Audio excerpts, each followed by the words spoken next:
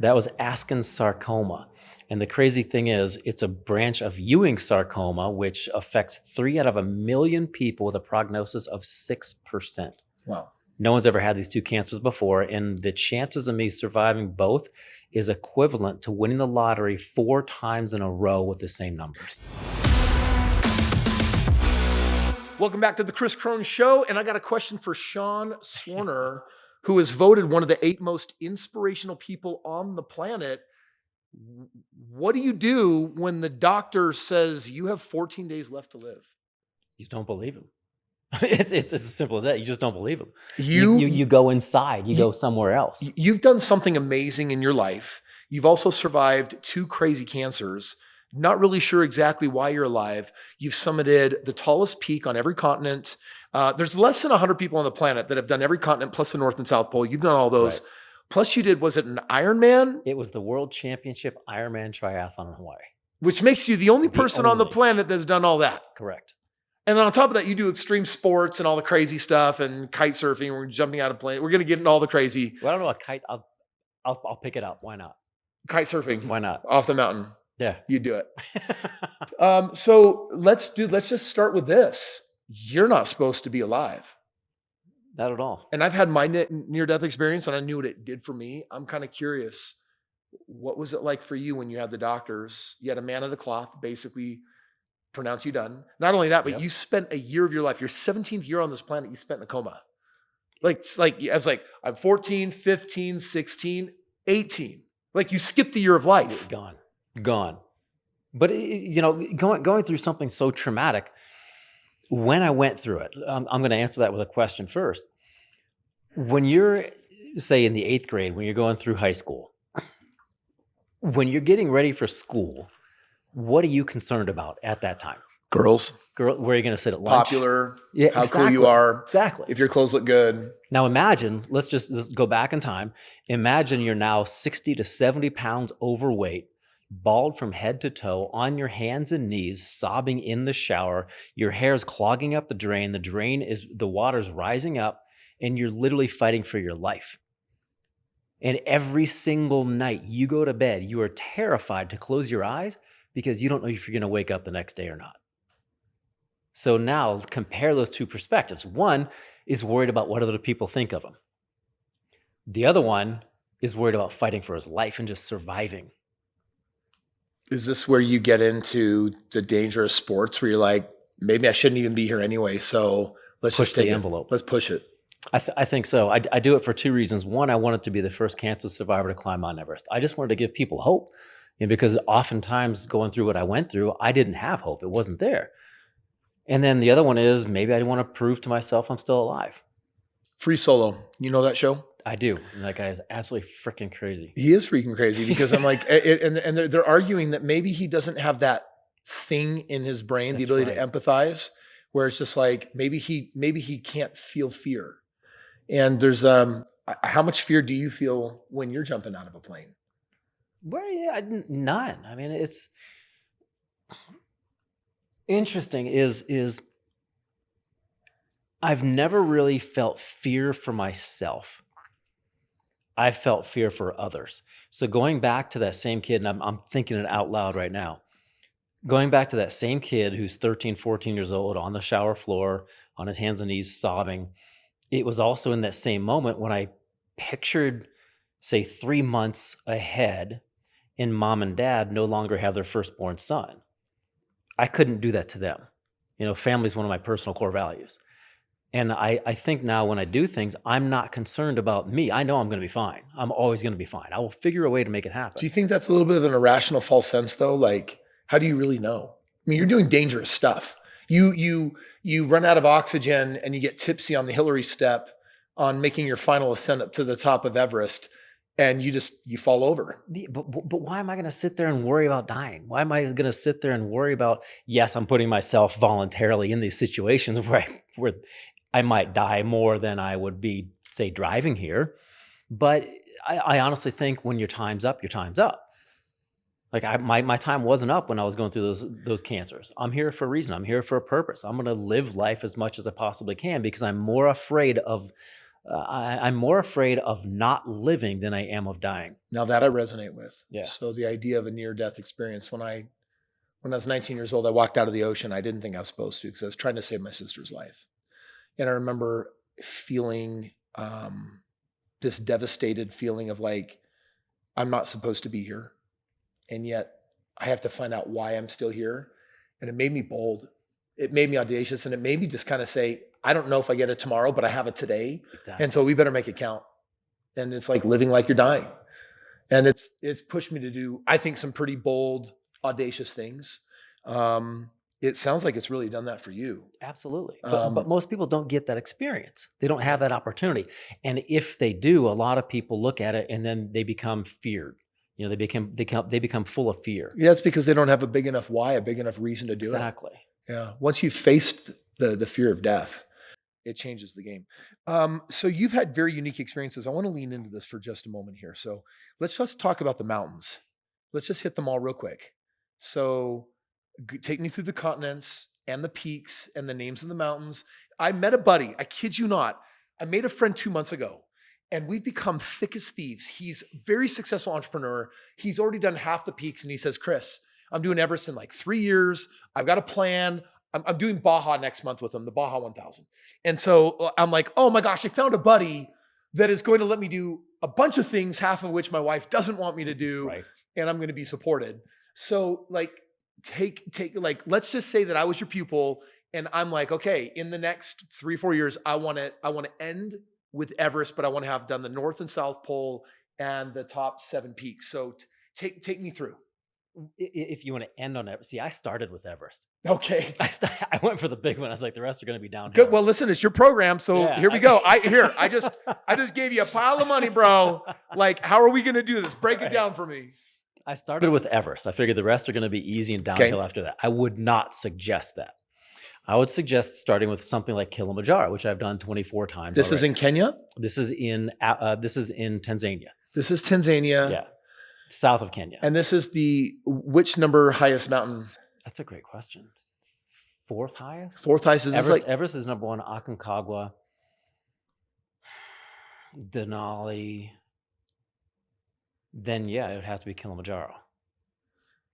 Because the rest are 16, 18. Yeah, so it's okay. And Kilimanjaro is how many feet? 19,342 feet. Yeah. So that was my second one. I did Everest first, then I went to Kilimanjaro, then I went to Elbrus in Europe, and I did those like 2 weeks in a 2-week span. Done, out. And then I went from there to Antarctica, climbed Vinson Massif. Getting there is just logistically a nightmare, but once you're there, it's just beautiful. Aconcagua, highest mountain in South America. Then I did the one in Australia, which is Kosciuszko, or as the locals call it, Cozy.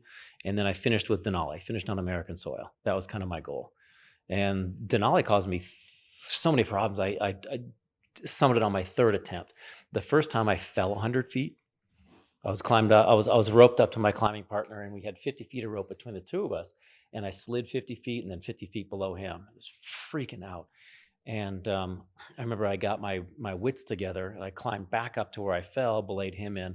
And when he got there, my adrenaline was gone. I was shaking. I was freaking out.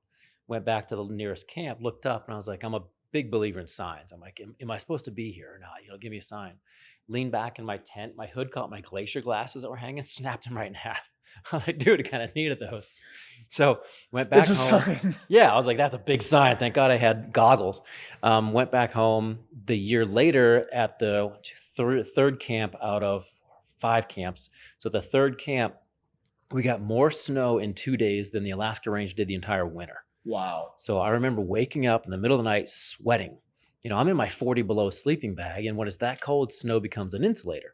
So I roll over, I flop my sleeping bag open, I roll over, and the tent's right by my nose. I poke it, I can feel snow. I'm like, that's not good. So I dug myself out, and then we ended up digging out around the tent and everything else.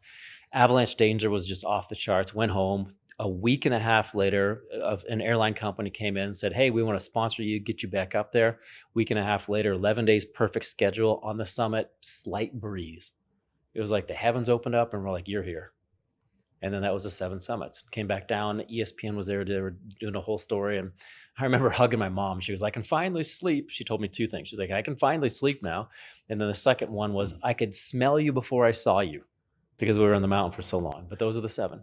Wow. And I got to ask, you did all this on one lung. One lung. What happened to the other lung? I have it, but there was so much radiation that caused so much scar tissue. There's no oxygen transfer. So it kind of fills up like Finding Nemo, his little lucky fin. Yeah. It's kind of like that. Okay. A little lucky lung floating around in there. Wow. So let's talk about the 2 types of cancer that you had. The first one was? Hodgkin's lymphoma, advanced stage 4 Hodgkin's lymphoma. And I got that when I was 13. 0 symptoms, no night sweats, no swollen lymph glands, nothing. I was just fortunate enough. I used to do the pegboards. Yeah. Right. I used to do those every time at lunch, like every day at lunch. But for some reason, the teacher didn't want to go get the pegs to bring them to the board. So I decided to play basketball. I never played basketball. Going up for layup, came down, my knee snapped. That triggered everything else to go haywire. And that was the only reason they found the cancer. Wow. Second cancer? Second cancer, I was going in for a checkup for the first cancer, and they wouldn't have found that either if it wasn't for the first cancer. And what was it? That was Askin's sarcoma. And the crazy thing is, it's a branch of Ewing sarcoma, which affects 3 out of 1 million people with a prognosis of 6%. Wow. No one's ever had these 2 cancers before. And the chances of me surviving both is equivalent to winning the lottery 4 times in a row with the same numbers. Can we just pause on that for a moment? That basically means impossible. I'm a living, breathing, walking miracle. Wow. And the doctors don't know why. Doctors have no idea. I personally, people, I'm sure you're wondering, a lot of people wonder, like, what was it? What was the one thing that got you through? It wasn't the one thing. It was a culmination of everything. It was like the perfect storm all coming together. It was, modern medicine, family support, prayer, and inner will to move forward. And I think it was me not focusing on not dying, but focusing on living, having my perspective on the right place. So today you participate in extreme sports, like it's your jam. It's part of what you do. How do you, that can be emotionally and mentally demanding for people. It's like, I have a buddy of mine who fights in the octagon, he does MMA. And I remember asking him once, I said, dude, I got to know, you're going into the ring to go up against someone that they want to destroy you, right? If you were going up against Mike Tyson, cause that was your like he was in your category, that dude was just bred to kill. Like murder. Like he had 42 out of 44 knockouts because he literally was brainwashed by his coach to destroy. Was it 42 out of, wow. I didn't know that. And I asked him, I said, how do you cope with that? And he's like, I have to remind myself that it's a privilege to lose and it's a privilege to win. It's just a privilege to play. There. And I was like, wow, what a mindset. And I watched him. I went to Vegas, flew in, and I watched him get his ass handed to him hard. And it was exciting and it was sad to watch all at the same time, everything that you have to put into that. But a lot of the extreme sports, or tackling a really big mountain or going to the extreme North and South Pole, like those are mentally, physically, and emotionally demanding. How do you prep for that? I think it's different, because what you're talking about with your buddy and the guy we just talked about who did the wall in Yosemite, that's over within an hour, right? I don't know how long do those octagon matches last? Minutes. So he's done it 5-10 minutes.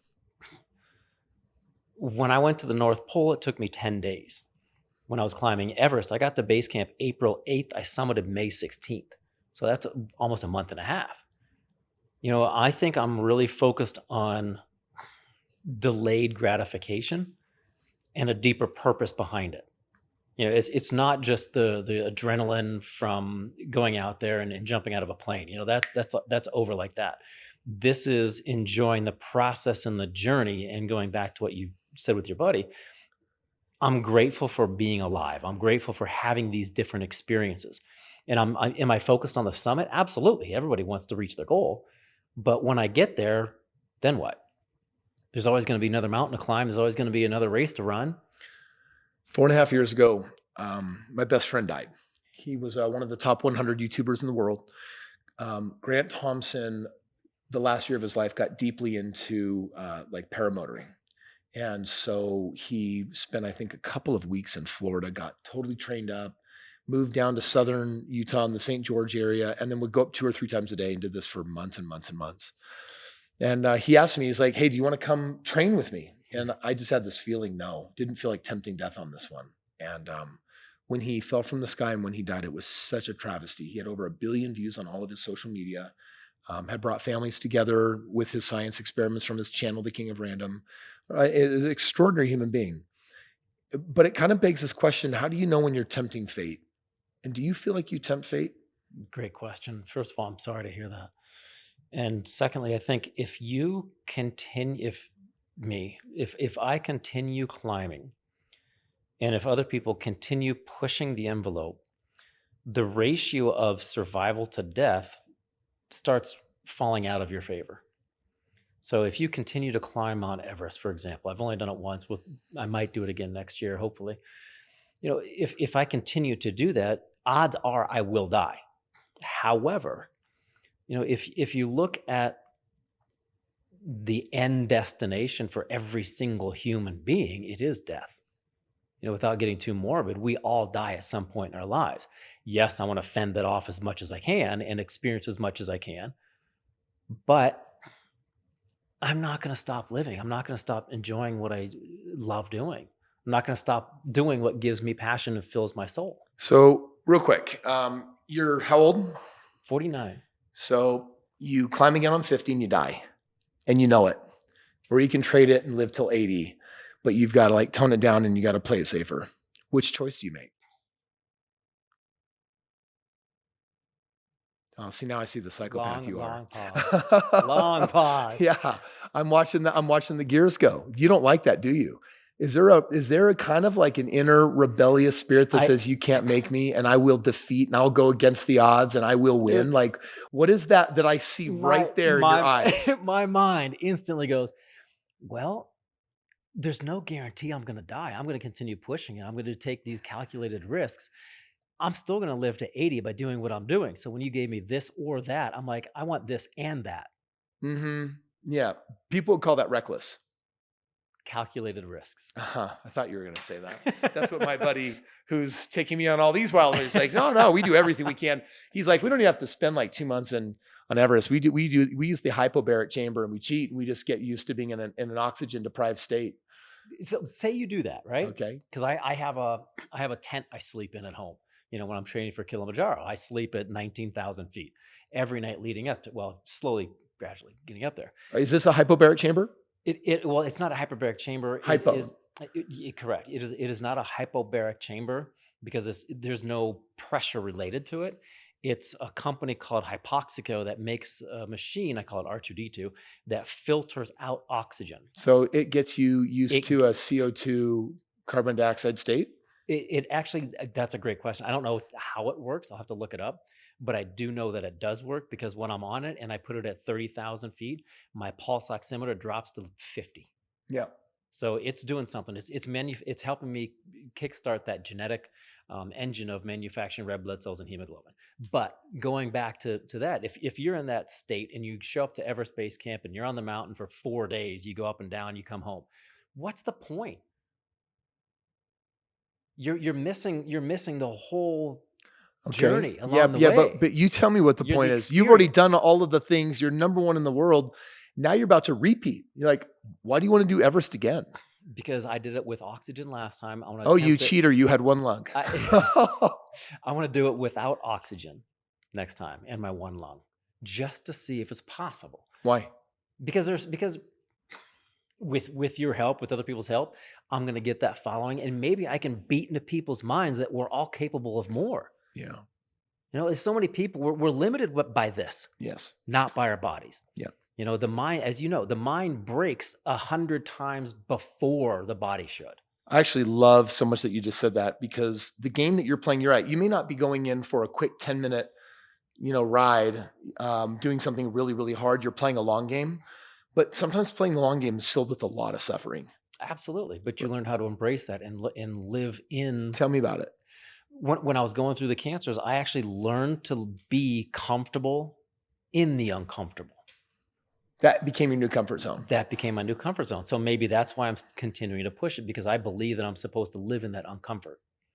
Why? Because that's what I've been taught and told and learned that life is. Life's not a struggle. Yeah. But to truly appreciate something, you have to struggle through it. Is it for you or for others? Both. Absolutely for both. You know, a great example is going up Kilimanjaro. Like I said, 24 times. I know I can make it. It's not even a challenge anymore. Breathing up there, yeah, absolutely. But what I get the most out of is when people look at the mountain from the hotel, they see the glaciers on top, they look like clouds, they have their oh shit moment. And then when I get them to the top, they always come up and I can see in an instant how their lives change.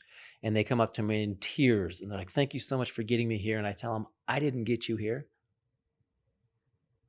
You got here yourself. And in that moment, their life changes. It's very similar to Christmas. You know, I don't need anything for Christmas, but I enjoy seeing my nephew and my niece's faces light up when they open the presents. I was going to ask, who's the first person you want to celebrate with when you achieve something, summit some great mountain or do something incredible? My wife, man. She's going to watch this. I have to say her. How long have you been married? It'll be 5 years, February 9th. 5 years. Amazing. Took me that long to find the right person. How about you? I've been married for 22 years. What's the secret? Well, I think for me, the biggest secret is just realizing that learning how to see the world through her eyes instead of my own, getting out of my egocentrism, my myopia, and just becoming obsessed with her view of the world. We can ignite all of the compassion and empathy we need through every struggle when we really, truly feel that we understand a person instead of ourselves. Absolutely. Yeah. That's beautiful. And when I'm on the mountain, her name's Julissa.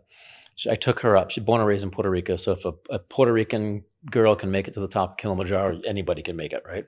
She had no climbing experience, but she did it once. And now whenever I'm on the mountain, she's with 100 orphans at the foot of the mountain. And she's fed them for the past 6 years, 100 orphans. Wow. That's amazing. Incredible. It sounds like you found a very, very special woman. Absolutely. What are some of the hallmark moments in your life that have really kind of shaped a guy who defies death and takes quote unquote calculated risks and does really hard things, right? Like really hard things. What kinds of things and tips and tricks have you learned along the way? And do you also have a morning ritual or habits that help you with that? I'm going to say it goes back to a lot of what I do now is because of the mechanisms and things that I learned when I was going through my cancers. So for example, when I was having a really bad day, vomiting for bad day and a half, when I was vomiting for 36 hours straight, and my first goal was literally to crawl 8 feet from the hospital bed to the bathroom. When the days were so bad, I would visualize myself and take myself somewhere else. And at the time, it was swimming the 50-meter breaststroke, you know, touching the wall, coming out first place, looking back. I saw it in my head hundreds and hundreds and hundreds of times, and I was body lengths ahead of everybody else. Eventually, that came true. So when I'm struggling now, I visualize myself being successful. You know, reaching taking the last 5 steps on the summit of Everest. But the thing is, I take it a little bit further where I utilize the most senses that I possibly can. So when I'm reaching the summit of Everest, I heard the styrofoam crunching the snow under my feet. You know, I smelled the ozone. I could feel the sun beating on my face. And then that's where a lot of people stop. But I take it a little step further and I ask myself, how do I feel in that moment? Because that emotional attachment to the end result is what's going to make it real in my mind. So you allow yourself you basically build mental evidence through visualization and basically build faith that something's possible or that you can do it, or you envision how you want to experience it so that you come to believe that you can do it and then you do it. Absolutely. Absolutely. So many people have to see something. They have to see something's possible before they actually think that it's possible. Yeah. I'm the opposite. I know I can see it up here first. I believe it's possible and I make it happen. Okay. So then you have all of these people, you have these naysayers, right? You tell them that you do a marathon, they call you crazy. You tell them that you hiked some Everest, they're like, you crazy. The crazy is the word that we use for people that do things that we don't believe we can. How do you deal with all those people? Well, I realize what I say is about me. What you hear is about you. Yeah. It's all about what their limiting beliefs are. Yeah. You know, they're projecting that on me, like, oh, you can't do that. That's crazy. That's impossible. When in all actuality, they're thinking, oh my God, I could never do that. Yeah. What would you say is like some of your bigger failures in the approach of being number one in the world in such a way, going after something? Like what were the failures or the disappointments where you really maybe doubted yourself, maybe even got a little bit down?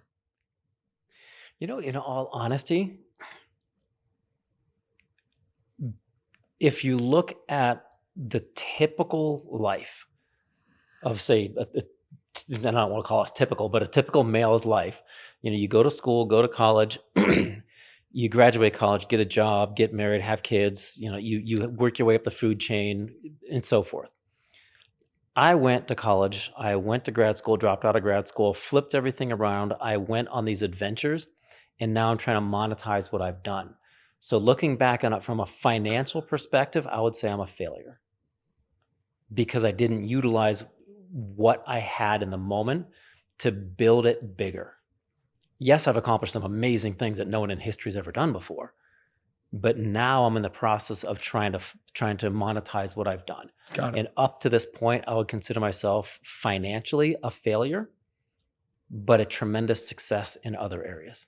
Well, I mean, so you keynote for a living. And that means that you get asked to speak on a lot of stages.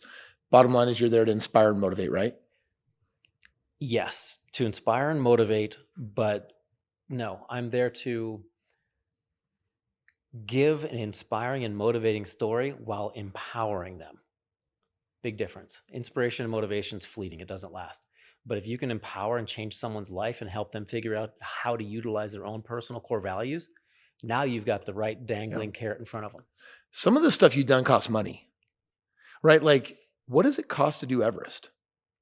Give me a range. In the range, if you want to do it, there are a number of different ways to do it. So a normal Everest expedition can have 30 or 40 different people, right? A number of climbers, a number of Sherpas, a number of guides, a number of Sirdars, cooks, whatever. I had my brother at base camp, a cook at base camp, 2 Sherpas and me. So it's just you and 5. We were on we didn't even have shoestrings. We were on a Velcro budget. Okay, we were on a Velcro budget. And what did a Velcro budget cost you? That was still just under 100 grand. Okay. And so when other people do it, it can be more than $100,000. Yeah, I've heard $200,000 to $400,000. If you're going to get the Swedish massage every time you come down in a hot tub, you're looking at $500,000. Got it. Got it. That's available, huh? Let's find out. Let's find out next year. Okay, that sounds good. I like it. What about some of the other things like North and South Pole? Like those are not easy to get to places. Like, how cost prohibitive are those experiences? Well, for example, getting the South Pole, you don't go on Travelocity.com and book a vacation to Antarctica. No, you don't hop on United Flight 707 and show up. So you have to charter a plane through expedition companies who have those resources. That's not too bad. The North Pole, however, is a little bit more difficult because you have to fly to Oslo, Tromsø, and then Longyearbyen, which is super far north, and then go on a plane that lands on an ice runway, and then take a helicopter from there, and that's where you begin your journey. But the good thing about the North Pole was I actually had a production company follow me, and they have an Emmy-nominated film on Amazon called True North, the Sean Swarner story. Really well done. Beautiful footage, and somehow they made 80 below look tolerable. But they covered all the costs. And we're looking at production costs and everything well over $1 million. But just to go there, if someone just wanted to go there, what do you think that might cost? Well, let's say you want to take a trip to the South Pole. You can actually do a trip to the South Pole where you don't have to ski for 10 days or 2 weeks to get there. You can fly there to pick other people up, and you can probably get that done for 40, 50 grand. And then the North Pole? Probably 20, 25 grand. Okay. Just kind of getting a range here. It seems like a lot of these different major feats, like Denali, that had to cost money too, right? Denali, I went up by myself. I didn't go with an expedition company, just a bunch of people, some friends. So flights up there, our own gear, food, a couple $1,000. Couple $1,000. Yeah. Oh. So here's the really big question. Is the earth flat? Absolutely not. No, I'm just saying you've been to the North and No. South Pole. So like, did you get cornered by the special flat earth agency that has to No. convince 77 different agencies and thousands of people to maintain the lie? I'm No, and poking fun, but I'm just like, when you were there in the North and the South, did you find the edge of the world? no, and there's no hole at the North Pole where there's a center of the Earth either. Yeah. Like there's no pterodactyl flying around, and there's no steam coming from the North Pole either. No, the world is round. It's this Santa, giant globe. just curious. No, I looked for him. He had his cloaking device on. Couldn't Okay, find him. couldn't find him. Good. We did not destroy any children's memories in the making of this podcast. I did see reindeer footprints though. Did you really? Oh yeah. No. Oh, wow. So where do you go from here, man? Like, what's next for Sean? Business wise, I have put together a 3-week mental wellness program that helps employees find purpose in what they're doing by utilizing their own personal core values. Not what I want for them to use, but not what you want them to use, but what values, what matters most to them. And I'm going to continue keynote speaking. I have another book. I brought a book for you if you like reading. If you don't like reading, Yeah, what's it called? It's Being Unstoppable. Okay, I was like it. playing to that one. Yeah, very cool. Conquering Your Everest, Being Unstoppable. Yeah. If you don't like reading, I'll draw some pictures in the margins. Kilimanjaro again. And now I'm in a position where I want to start monetizing what I've done while helping others. Got it. Curious, are there any give back groups that you work with? I know that you volunteered or have gone to hospitals, and there's a lot of speaking that you do to try to create encouragement for folks. But do you kind of have a soft spot for a particular group of people that you like to serve? A particular group of people, absolutely. It's people touched by cancer. Last July, I took a group of people from the National Ovarian Cancer Coalition up Kilimanjaro. So that was an unbelievable trip. Just to paint a quick picture. A couple who were on the team, one guy was climbing in memory of his wife, and he was with his daughter who was climbing in memory of her mom. Then there was a lady who was up there. She was 8 months pregnant when she got ovarian cancer, and she was climbing with her now 21-year-old son. Jeez. Right. So at every camp, it was like waterworks. We were just like, oh my God, this is so difficult. Not difficult in the sense of it being physical, but difficult in like emotional. Yeah. Giving back to the cancer world. My wife, right here, Origins Accessories, just randomly wore that one. Like I said, she's a charity. She supports orphans at the base of Kilimanjaro every time I'm up on the mountain, and a group called I Believe in You. Books and resources. Like, what are some things that have been inspiring to you that you recommend to other people? Yeah, aside from my own stuff, obviously. I'm reading a book right now called Winners Never Cheat, and I'm literally just on page 10 or 11. So I do a lot of reading with very specific things in mind. It's not like, hey, read this book. It's mainly from people like yourself. Like, you have a book? Great, I'll read it. It's exchange of information. It's not that I'm going to go out and say, okay, well, what do I need here? Because I'm going to try to put people in those places who are smarter than me to do it for me. Interesting. So you don't like to reinvent the wheel? No, I just like to make it better, unless I'm doing it first. Unless you're doing it first, then someone's got to create it. Someone's got to make it. Do you have any heroes, people that you look up to that inspire you? My dad. There's a guy named Braxton who I'm working with. He's inspiring. Why your dad? Because he's been through so much. Do you know anybody touched by cancer? Yeah. It's not an individual disease. Everybody in the family goes through it. And people who don't have families, the doctor becomes a family. It's not an individual disease. So looking back at it, I dragged my whole family through that. And I probably caused him and my mom 50 years of their lives with all the stress that I gave him. So he's there. He's always shown me the right way, and he's always encouraged my mindset. And one of the things I remember too is touching the wall when I first started swimming, 6 years old. And he would always be there to pull me out of the water. He would ask me 2 questions, like, did you have fun and did you do your best? Not, hey, why didn't you beat Jimmy or why didn't you beat Steve? It was like, did you have fun and did you do your best? Because then he would teach me next weekend, well, what'd you get last weekend? I don't know, 35.2. See if you can get 35. Then next weekend, see if you can get 34.3 or whatever. Slowly bettering myself. He taught me that. Wow. So if we had someone listening to this that has, let's call it an unmotivated teenager. Everybody. Right. Right. What advice would you give to anyone that knows anyone who's struggling with motivation, right? You have endless motivation. You almost lost your life. Like, you don't need anyone to chase you down to do all the amazing things that you do. It all comes from within. But when you meet someone that's struggling with like, meh, blah, why, what advice do you have? Find something that ignites them. You know, maybe they just haven't found the thing yet. I think that could be it. Maybe you're a parent struggling and you're telling your child, hey, you need to do this. You need to do this. Well, how about taking a step back like you did with your wife? We talked about that earlier. Like, look at it from her perspective. Hey, instead of telling somebody what to do, you know, going back to coaching too, I've worked with a lot of corporations. They come up and they're like, oh, hey, you know, you have all the answers because you have. No, I don't have all the answers. I just have all the right questions to help you figure it out. So maybe as a parent, ask better questions if you want better answers, but use their own personal core values. You know, so I grew up in a large family, 8 other brothers and sisters. I had 3 older brothers, and we played every sport growing up, but they were bigger than me. And, you know, I think my dad got frustrated with me because he tried to put me in football and baseball and basketball and soccer, and nothing was really striking me. And it was almost like my dad gave up, like, oh, I don't know what to do with this kid. My 3 older brothers were all into sports. And I think I got turned off because in playing with them, they were just always bigger and faster. And it was kind of frustrating because with 4 oldest boys, it's 2-on-2. And who wants to be with the youngest and slowest? And so there's a part of me that would like, I'd always play. We'd have fun. I'd often be competitive.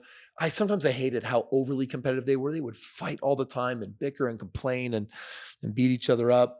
And so my dad didn't really know what to do with me, but I remember when he approached me in 9th grade and he said, hey, there's this thing called a paper boy, and you get papers and you're going to deliver the newspaper to people's houses. And next to the junior high, there's a shack where they leave them. And within 6 months, I had picked up 3 routes from the first I started with. Was the shack manager. I was making $500-$600 a month, and I was on fire.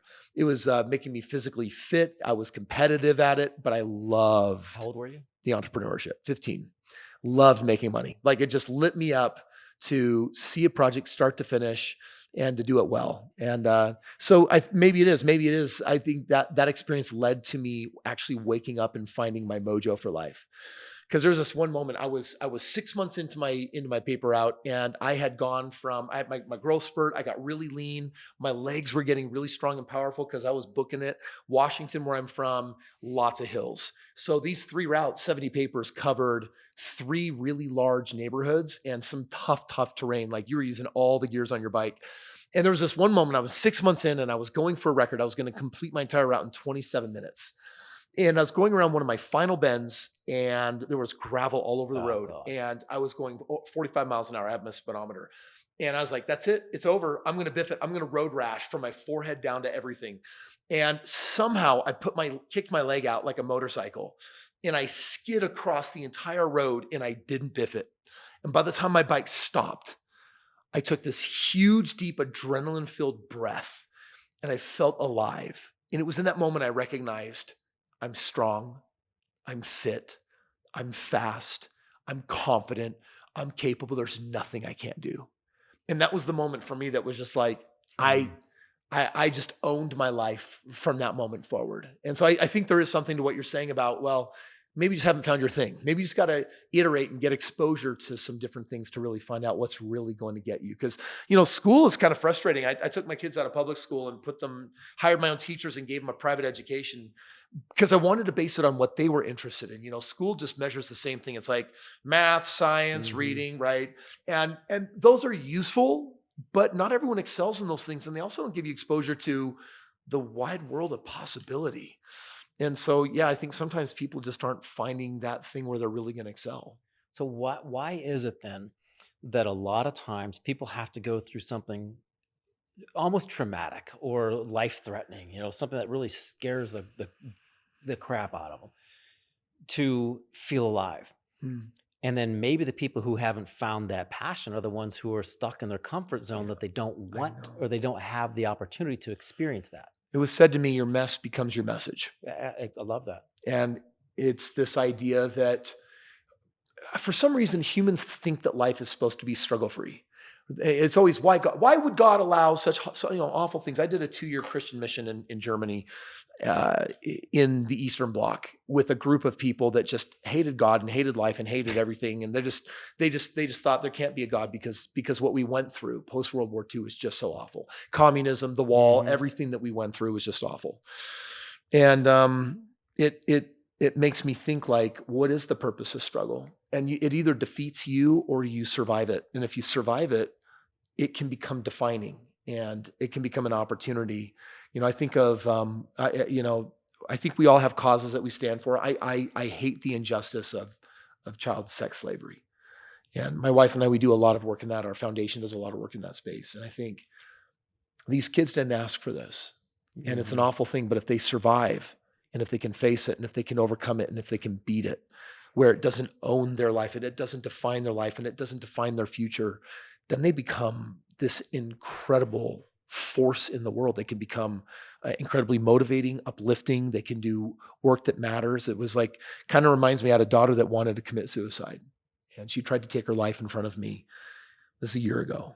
And up until that point, she had been cutting herself. And I didn't understand cutting. She said, Dad, I do it to feel because I can't feel anymore.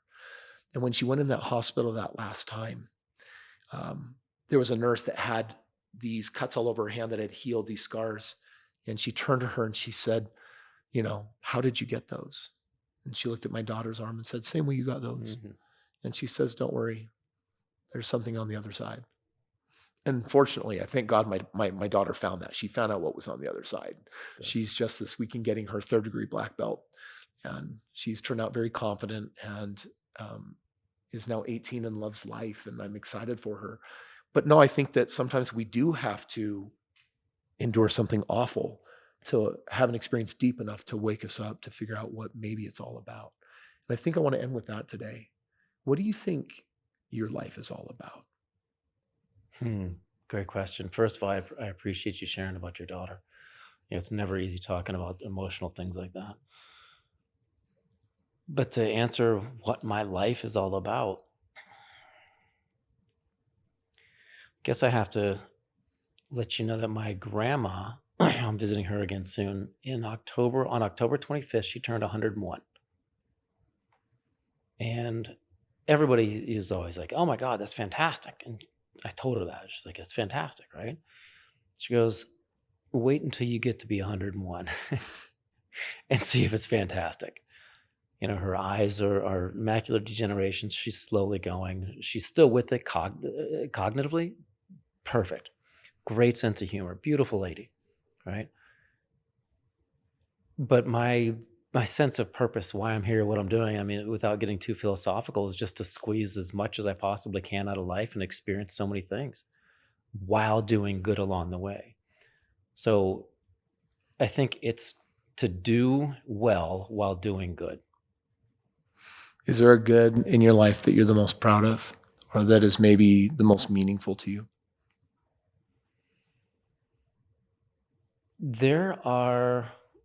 Yes, there's a lady. So after every keynote presentation, there's always a queue of people to come up and share their stories, which I love. We have 2 ears and 1 mouth for a reason. So I love hearing other people's stories. And this one presentation I was giving, I was there and there was a long line of 50, 100 people. And at the back of the line where there was a lady, I could see she was getting a little closer, a little closer, a little closer. And she was next in line. And I could tell she'd been crying. Her mascara was running down. Her eyes were bloodshot. And she was up next and she came up to me and she buried her head and her face in my chest. I just latched on, let her cry. And I'm sitting there trying to choke back the tears thinking, oh my God, this is emotional. And she goes, she collects herself and she pulls back and she looks at me and she goes, in the past 6 months, I lost my son to cancer. I lost my husband to cancer and I got diagnosed for the 3rd time. And I was like, you got to be kidding me. And I didn't say that. I'm thinking to myself, you got to be kidding me. Like, oh my God, this lady's just endured so much. And she goes, I came to this conference with a suicide note, pills, and I have enough alcohol. I was going to take it tonight and just end my life. I couldn't do it anymore. She goes, but I convinced myself to go to one more talk. It happened to be yours and you saved my life. So I think looking back at that story, whenever I have issues and I'm like, oh my God, I can't do this. This is so tough. I'm trying to put this and this together to make that for my wife and I, so we have a great, successful life. I'm going to quit because it's too difficult. Am I making a difference in someone's life? Yeah. I think back at that. And I'm sure there's been others, because when you are called to motivate and inspire, to awaken drive within people, I know that you've been able to do that for millions of people. And Sean, I want to thank you for being here today. Thank you for opening up, and thank you for your beautiful life. Thank you for your heroic story of how you took something that would have beat anybody else. You were granted a gift and you've run with it and you've lived your life beautifully. And I want to find out when your next July Kilimanjaro deets are. Right. Want to find out a little bit more about Everest 2025, because who knows, brother, I might be there at your side. Yeah. And putting a team together, because let's say you do it by yourself and you get up there. Oh, I got a team. What, self high five? Yeah. You need to celebrate with somebody. Right. Yeah. Thank you for joining today on the Kris Krohn Show.